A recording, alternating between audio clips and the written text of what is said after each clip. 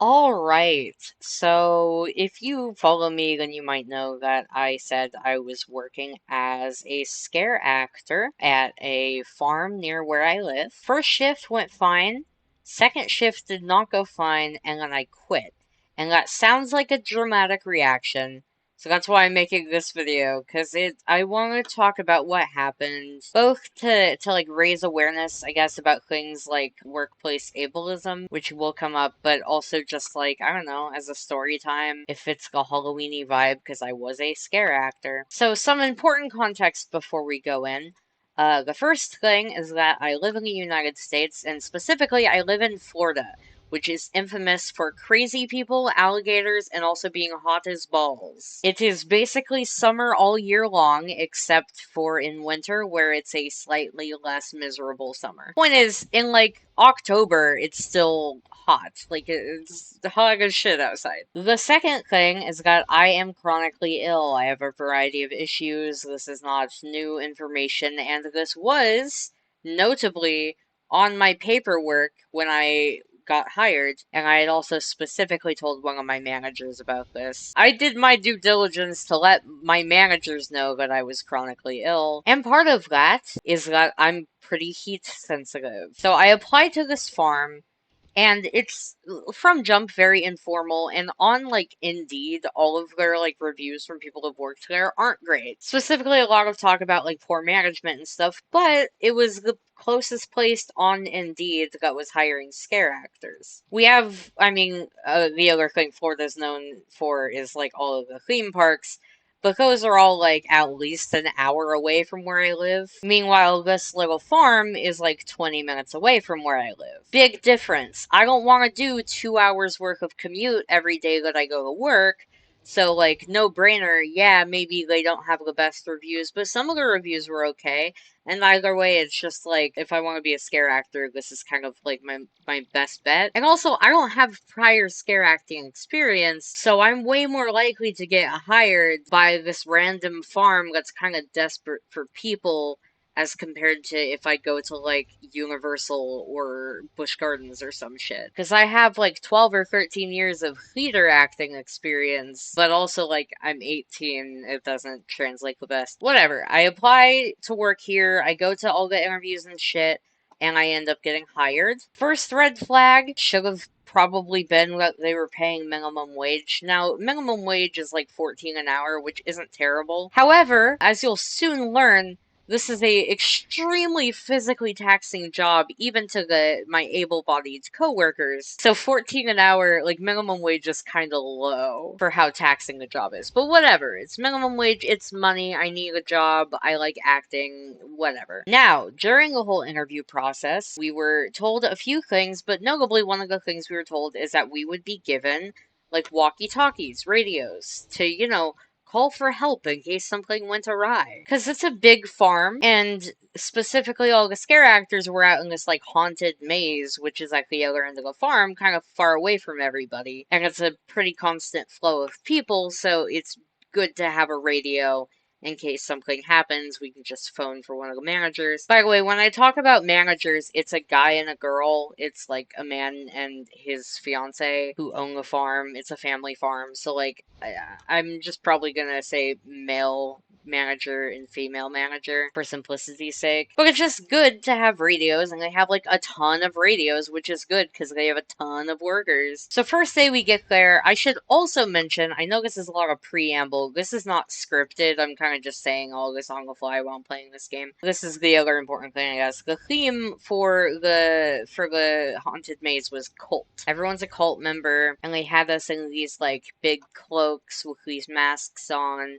Basically, full body covered in Florida in billion-degree heat in all black. So it's very, very hot outside, and everyone's sweating a lot, and everyone needs water. So the first day I get there, we are told, A, that he's gonna bring out water for us at some point during this like 5-hour shift from about like 4 p.m. to 9 p.m. It ended up being until 9:30. He tells us that we're gonna get radios, and he tells us we're gonna get water.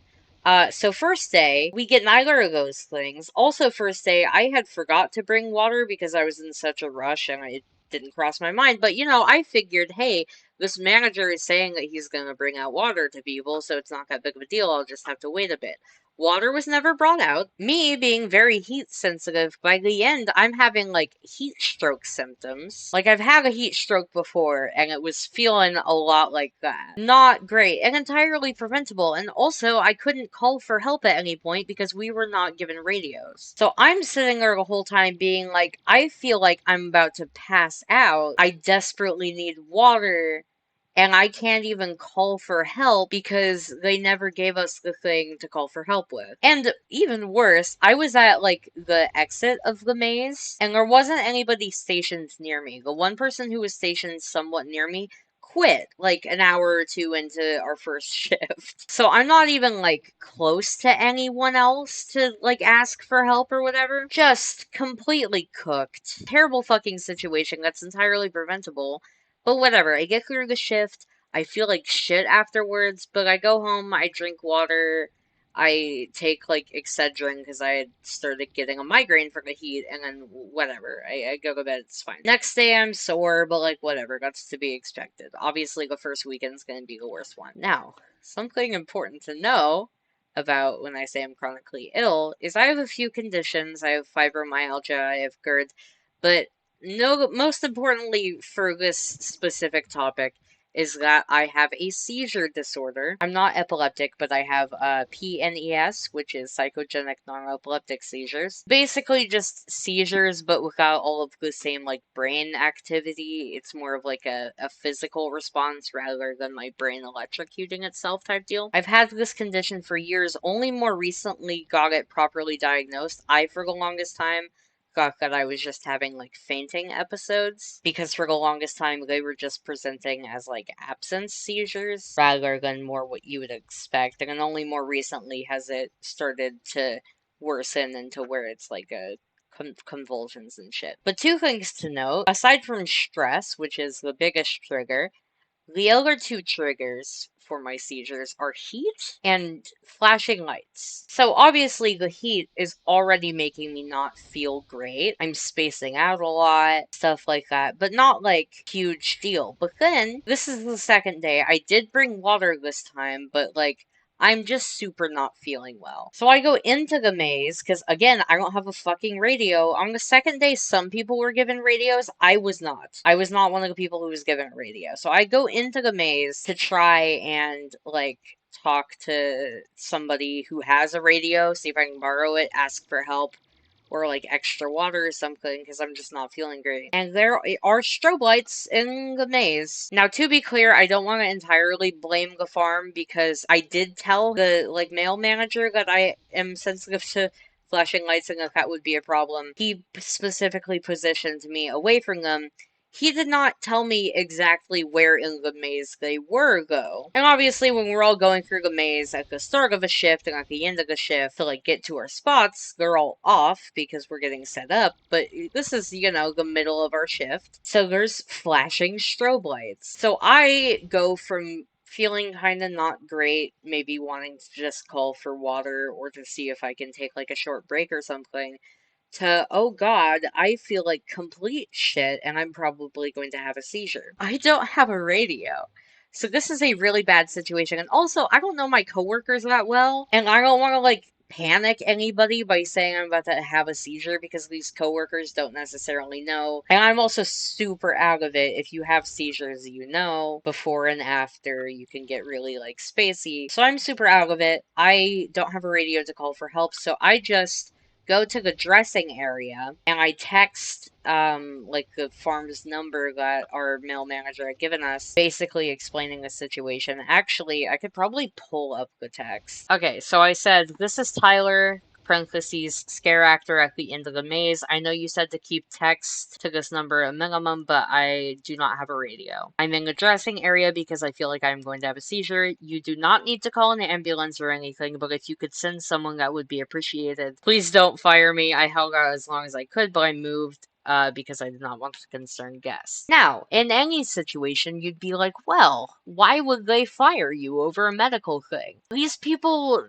had kind of made it very clear that if they had any reason to think that you would be quote unquote unreliable, they would fire you. And that is a very common excuse among employers for either not hiring or firing disabled people. I'm gonna move to Slender Forest because I'm getting bored of this map. What? No, I stop. Let me go to Slender Forest. And he'd been very like, I don't know. I was getting a vibe that this would be a problem. That vibe would end up being true, by the way. This wasn't me overreacting. But I sing this text, but whatever number they gave us is only active during certain times of the day, so the message doesn't send. So I'm on the floor in the back of this like trailer thing that they set up for the scare actors on this hardwood floor, realizing nobody's coming to help me, just like seizing on and off for like half an hour. It was bad because yeah, flashing lights and heat was the trigger, but stress is my biggest trigger, and you know, realizing that nobody's coming and that people maybe don't even know I'm there, making me more stressed. So I had a little seizure cluster on the ground for like a good half hour in this trailer storage unit thing that they had us for the changing room. I was smart in this situation in the sense that I decided to keep my phone out because I can't typically talk during or after a seizure, so I kept my phone out with the text explaining the situation in case anybody found me. Eventually, like a good half hour to 45 minutes later, one of my coworkers walks in, and he almost didn't notice me because I was in the back of the trailer, but he sees me on the ground and he's like, what the fuck? I don't even know which coworker it was, I'm gonna be for real, because I was like super spaced out. But one of my coworkers found me, read the thing on my phone, went and got the boss's like son, who went and got the male manager. The male manager is the boss. I should probably clarify because I've been saying both things. Same person. It's all very hazy, so I don't remember the specifics of everything because, you know, I was in and out of having seizures. Look, the male manager comes in. I think the lady manager was also there. He's asking me questions that I can't really answer because I can't talk. I distinctly remember him asking if he had to call an ambulance, getting mad at me for not responding and being like, well, if you're not going to say anything, I'll just call an ambulance, and be trying to communicate that no, you don't need to call an ambulance. I guess I managed to convince him not to call 911. Emergency services can't really do much about non-epileptic seizures, because with epilepsy, there's like medications and shit for it to like stop it. You can't really have that with psychogenic non-epileptic seizures. All you can really do is like gradually treat underlying stressors and stuff that make it worse. So there would be nothing that 911 could do, really. The only reason to call 911 would be if I was like choking or something. I guess I convinced him not to call 911 because he called one of my parents, who ended up calling a family friend. And this whole time, he's like pissed off. And again, I was not fully conscious for this, but I pieced together from what my parent told me about what was said over the phone. Basically, he was like, apparently he has a history of seizures and I didn't know about this. Very pissed off because I guess he didn't read my paperwork. And like, this is why I'm like, oh, this guy's gonna fire me because he seemed pissed off. Eventually, he leaves. Him and his fiance leave. They leave her son, who calls for help from a worker there who is epileptic, and a nurse. They have a worker there who is both a nurse and also epileptic, so they're like, she'll probably have a better handle on this. She was very sweet. So this woman comes out, and at this point, I've stopped seizing. I'm just like on the ground, super out of it. And she's talking to me. She's like, hey, I'm a nurse. I have seizures as well. And as you know, handling the situation a lot better than anybody else has in this situation. Because she gets it, you know? She knows that panicking and yelling and shit is not going to make the situation better. You just gotta be chill. Fun fact, if somebody has a seizure around you, panicking will only make it worse. She walks me to the front of the farm. We stop by where the managers are, and I had asked her at some point, I had asked her, hey, am I gonna get fired? And she's telling me, I don't think you're gonna get fired. That's, like, illegal. but also these people don't give a fuck about the law. One of my managers was drinking on the job. Yeah, side note, the lady manager during like work hours when there's like kids and people at the farm because it's like a whole festival, just like openly in a restaurant at their farm. She just has like a Budweiser or some shit. But she's trying to reassure me. She's like, they're not gonna fire you. And in my head, I'm like, it super seems like they're gonna fire me. And it doesn't help. We stop by where the managers are, and she asks, she's like, hey, he's worried about losing his job. And instead of, being like, no, you're not going to lose your job because you had a medical incident that was partially our fault. Instead, the lady manager is there and she says, that's a tomorrow conversation.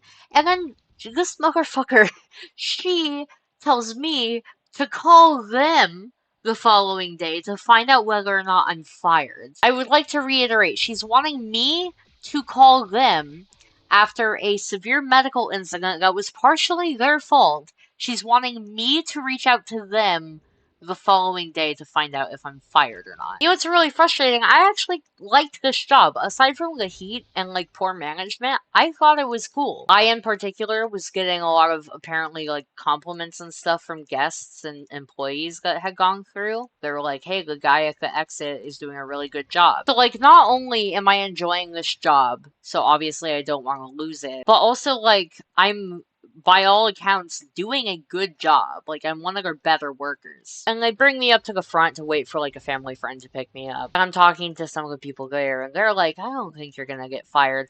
I'm pretty sure I'm gonna get fired.